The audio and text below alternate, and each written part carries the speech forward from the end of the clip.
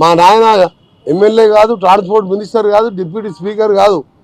ప్రజల్లో ఉండి ప్రజలతో నుండి యూత్ కాంగ్రెస్ ఎన్ఎస్ఏ నాయకునిగా సొంతంగా కాంగ్రెస్ పార్టీ టికెట్ ఇస్తే ప్రజానాయకుడు యువ నాయకునిగా ఉండి ప్రజలతో నుండి ఎమ్మెల్యే అయినా.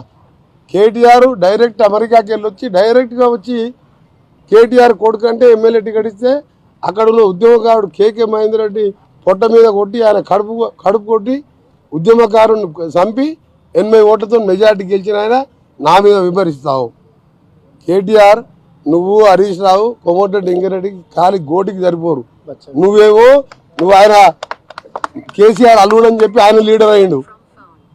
నువ్వేమో కేసీఆర్ కొడుకని లీడర్ అయినావు. మా నాయన ఏం చేస్తాడు? వ్యవసాయం చేసుకుంటాడు. ఎట్లయినా నేను 5 సార్లు ఎమ్మెల్యేకి ఒకసారి ఎంపీగా నువ్వు నీ ఎందుకు పార్లమెంట్ ఎన్నికల్లో నా కాన్ఫిడెన్స్ నేను ఒక్క గంట కూడా ప్రచారం చేయలే. 60,000 మెజార్టీ వచ్చింది మా రఘువీర్ రెడ్డికి. నువ్వు సిరిసిల్లలో 10,000 కోట్లు అభివృద్ధి చేసుకున్నావు కదా, 6,000 మైనస్ ఎందుకు వచ్చింది? 6,000 బండి సంజయ్కి లీడ్ ఎందుకు వచ్చింది? బీజేపీతో కుమ్మకైనా లేకపోతే ప్రజలు నీ ముఖం చూడలేక వేరే పార్టీకి ఓటేసినా?